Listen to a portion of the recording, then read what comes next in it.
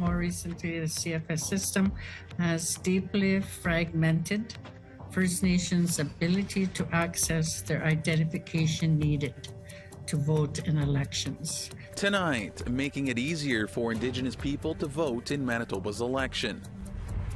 It's called the cornucopia because that's where you harvest. Plus, one First Nation in the Yukon is calling out a proposed new farm near their lands. This Alumni Lifetime Achievement Award, what does it mean to me? Well, it means that there's been some recognition. And a special award for a language advocate in Saskatchewan.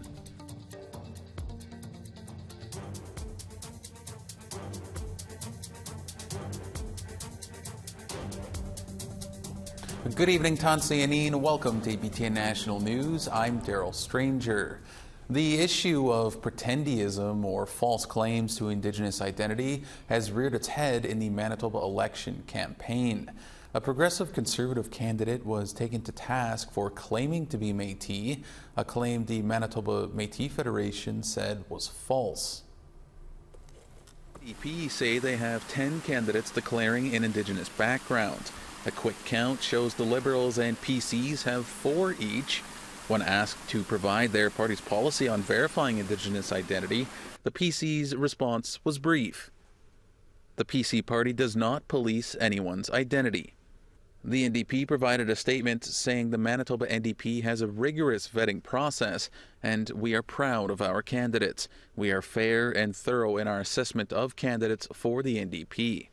And the Liberals say they don't ask people to identify themselves based on their culture or orientation, but they are required to fill out a 20-page application where making false identity claims would fall under. It reads, in part, are you aware of any other material fact not otherwise disclosed in this form that, if publicly known, could be used by your opponents against you or the Manitoba Liberal Party? The writ for the Manitoba election dropped on September the 5th, and election day is set for October the 3rd. And as you just saw, we asked the 3 main parties what their policy is for verifying Indigenous identity claimed by a prospective candidate. For more, lawyer Jean Taye is here to talk. Jean, thank you so much for taking a few minutes today to speak with us. What do you think political parties need to do to ensure these claims are valid?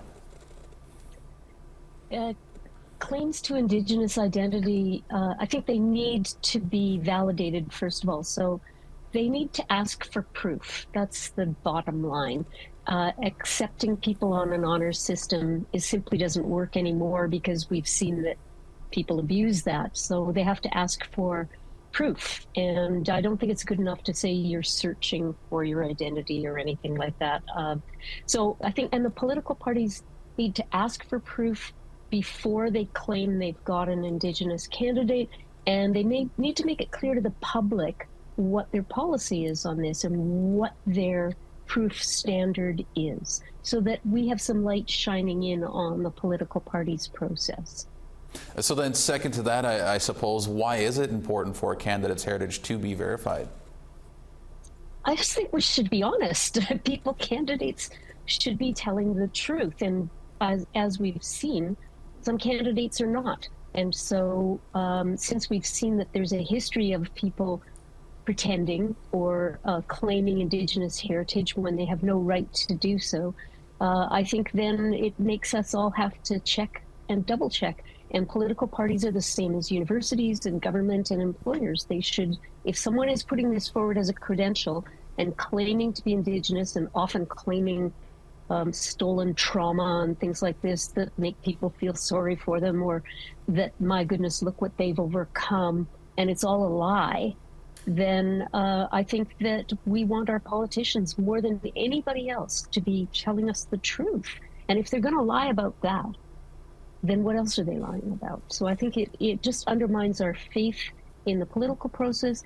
It undermines our faith in our elections. And we've seen this. We've seen it with George Santos in the United States, and the pack of lies that he bundled up to get elected. And we've seen it in Canada too. So my own personal take is that Indigenous identity, it's important that it be Indigenous people who determine who Indigenous their members are. And others, white folks, can't come along and just claim it. And we hold up our hands and say, well, there's nothing we can do about it. I don't think that's right. I think Indigenous people, we have to call them out. And I think that political parties have a responsibility to have a policy on it that checks, that demands proof, and that makes that policy very clear. So some Manitoba parties, the Liberal Party, has a very clear policy about it, but I'm not sure it's really well known out there. Conservatives don't seem to have much of anything, and I think the NDP also have one, so they all need it. Well, so then last question here for you, Jean. Then who loses when these claims are made, especially in the political realm? Well, I think the people who elect them.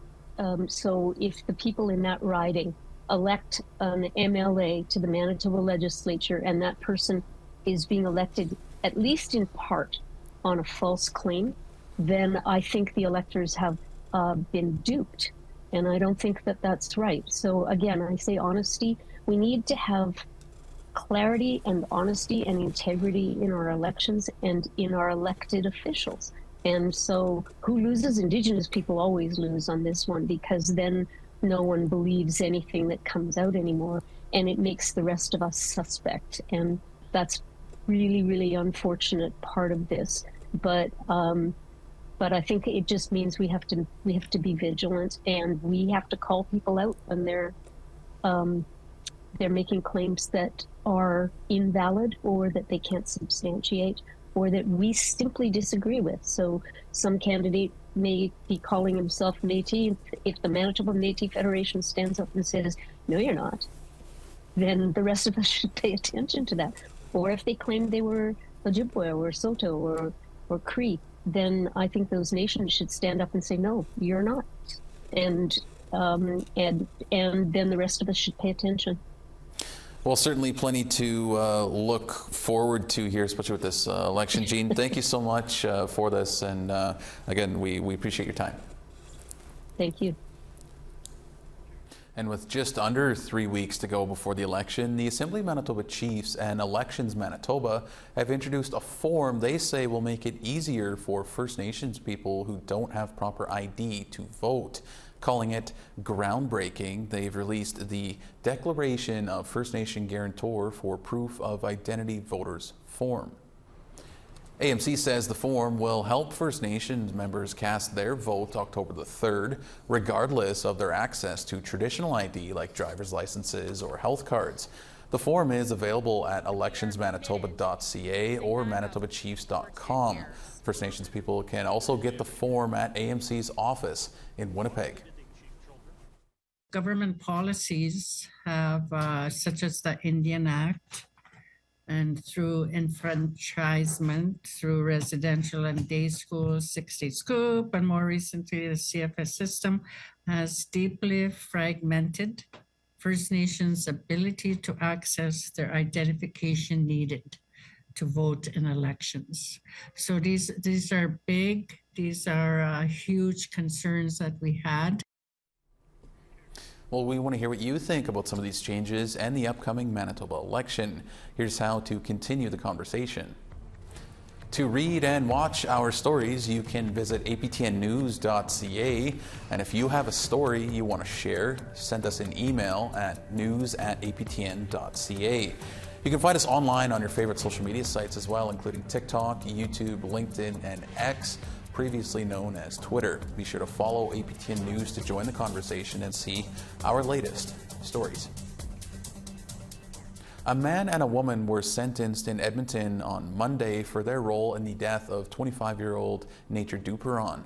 Duperon was kidnapped by 4 people, injected with fentanyl multiple times, handcuffed, and left to die in the woods near Edson, Alberta in 2019. Buddy Underwood was convicted of second-degree murder. He was sentenced to life in prison with no chance of parole for 17 years.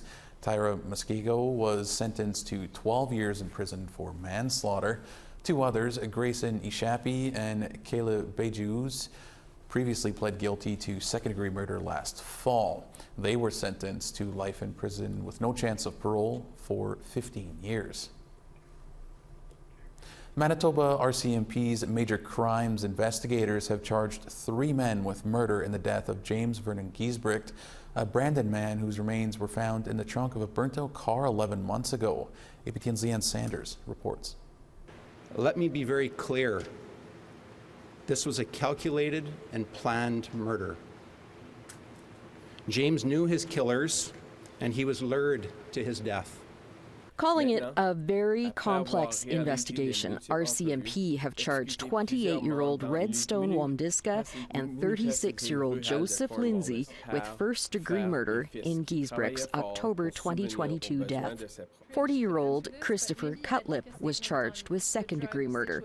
All 3 were already in jail for unrelated convictions.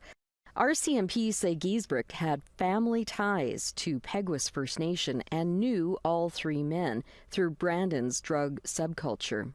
James Vernon Giesbrecht was only 37 when he died. He lived in Brandon his entire whole life.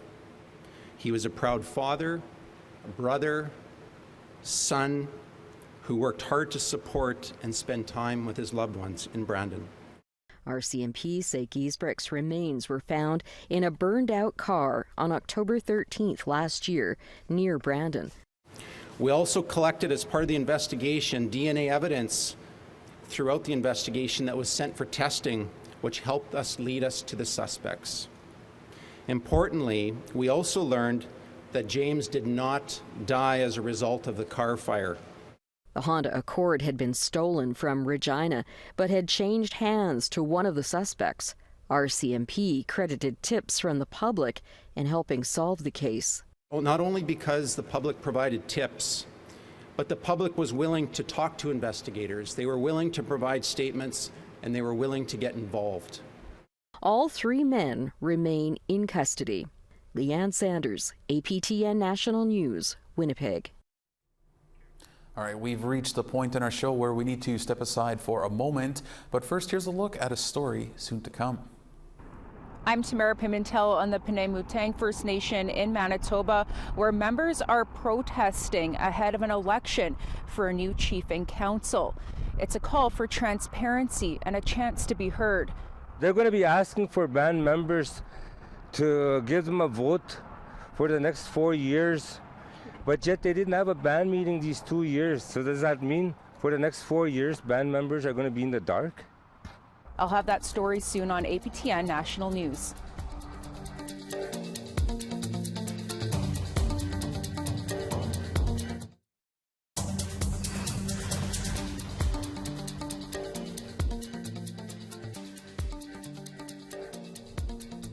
Welcome back to APTN National News. A First Nation in the Yukon is speaking out about a pending agricultural land proposal. According to them, if approved, the project will result in serious impacts when it comes to hunting and the environment. As Sarah Connors tells us, the First Nation wants to see its settlements' lands respected and protected. Airport Lake is a special place for the Little Salmon Carmacks First Nation. Located just over 40 kilometers south of Carmacks, Yukon, the First Nation uses the area year-round for things like cultural gatherings and retreats. Chief Nicole Tom says it's a place rich in fish, wildlife, and medicines. You know, it's called the cornucopia because that's where you harvest. But the First Nation argues the Airport Lake area may soon be under threat, all because of this tract of land. Located 1.5 kilometers from Airport Lake, proponents Jesse and Kimberly Walchuk have applied for 80 acres of Crown land to develop an oat farm. The territory's agriculture spot land program grants successful applicants private title for up to 160 acres of Crown land once the program's criteria is met by developing the land for agriculture. But the First Nation has many concerns, like how the fenced parcel will remove opportunities for hunting, trapping, and berry gathering from their settlement land. In this case, because it's such a massive harvesting area, our rights are not being considered. Tom believes the issue speaks to how there is a lack of land use planning in her First Nations traditional territory, something promised in their final agreement signed over 2 decades ago. She says elders have suggested placing a moratorium on their traditional territory until land use planning becomes a priority.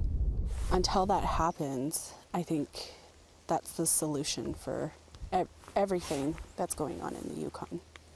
So I think the whole program is flawed. I think the First Nation isn't alone. Carmacks resident Charles Lanstra says he's observed proponents snapping up viable agricultural land for their own personal use, including building private residences. He says hunters like himself are excluded from hunting within 1 kilometer from private homes. So what we're seeing without proper land use planning is spot land applications going in sporadically and without any previous thought to it. And each time one goes in, it segments the area that people have available to them to hunt and to harvest wildlife in the area. Jesse Walczak said in an email to APTN, Little Salmon Carmacks First Nation has refused to meet and discuss the matter. He also claims he and his wife have amended their application so it won't impact the First Nation settlement land. Earlier this summer, the Yukon's Environmental and Socioeconomic Assessment Board recommended the application not go ahead due to adverse effects to things like environment, wildlife, and heritage resources. It's now up to the Yukon government to accept, vary, or reject that recommendation. As for Tom, she says her First Nation will do what it takes to protect their sacred areas. Harvesting rights are integral to our culture and to who we are as a people. Sarah Connors, APTN National News, Whitehorse. All right, one more short break is upon us, but still ahead, a new book by Jordan River Anderson's sister hits the shelves. I just felt like their story needed to be heard. And my father, who is still with us,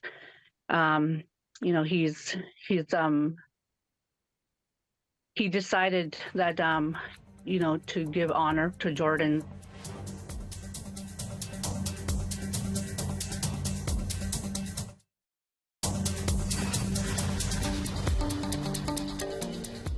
Welcome back. It's time now for our photo of the day.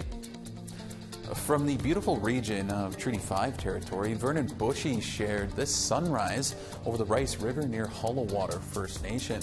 Thanks so much for that photo, Vernon. Show us your territory, your lands, your home by sending your pictures to share@aptn.ca, and you can be our next photo of the day. All right, now let's look at tomorrow's weather forecast.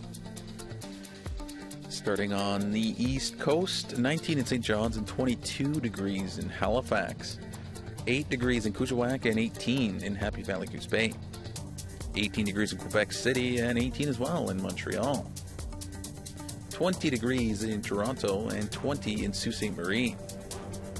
Wawa's looking at 18 degrees and 19 over in Thunder Bay, 10 degrees up in Churchill and 18 in Thompson. Some showers and 20 degrees in Barons River and 24 in Winnipeg. Clear 19 in Regina and 20 in North Battleford. Buffalo Narrows is looking at 15 degrees and 17 in Stony Rapids. As we continue west, 19 in Fort Chipewyan and 19 as well in Peace River. 19 in Edmonton with some smoke. And 21 over in Vancouver, 23 in Campbell River, 17 in Prince Rupert, and 19 in Fort Nelson, 13 in Whitehorse, and 9 up in Rock River. Clear and 19 in Fort Simpson, and 17 in Norman Wells, 12 in Fort McPherson, and 15 in Colville Lake, 4 degrees in Cambridge Bay, and clear and 5 in Chesterfield, 3 degrees in Iqaluit and 5 in Iqaluit.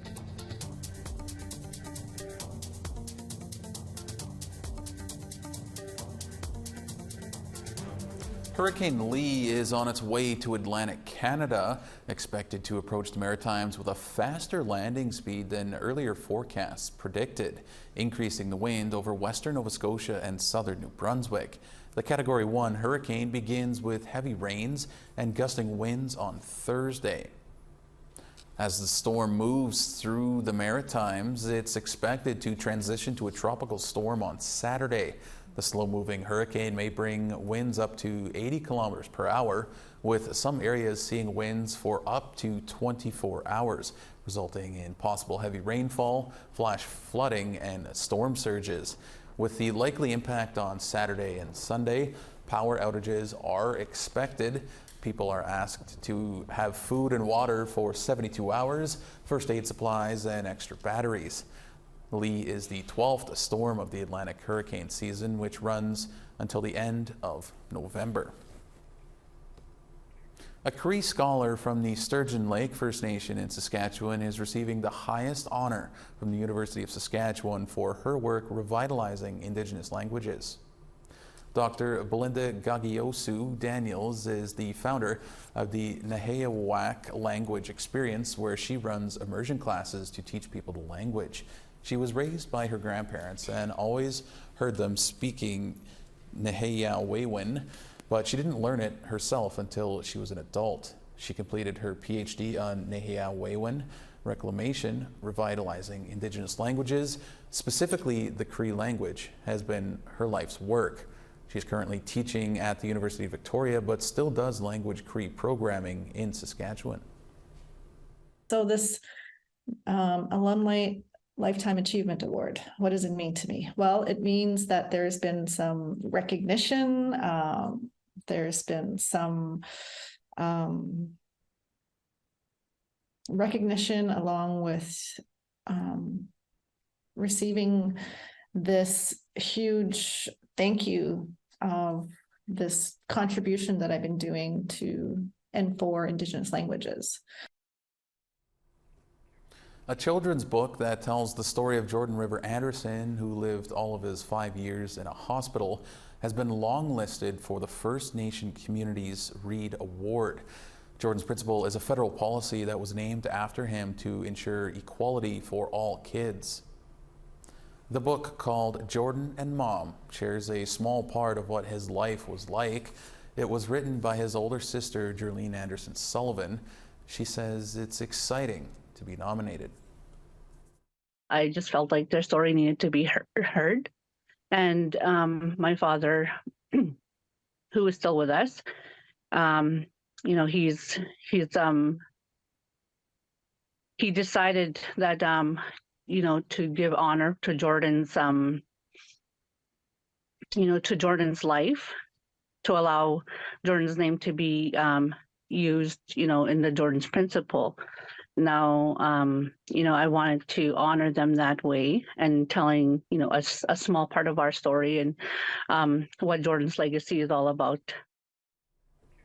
Now, the winners will be announced in October. Anderson Sullivan says another Jordan book will be released soon. And with that, that is going to wrap up our Wednesday edition of APTN National News. For news anytime, you can head to our website, aptnnews.ca. For all of us here, thank you so much for joining us. Miigwech and Askmatin, and have a great weekend.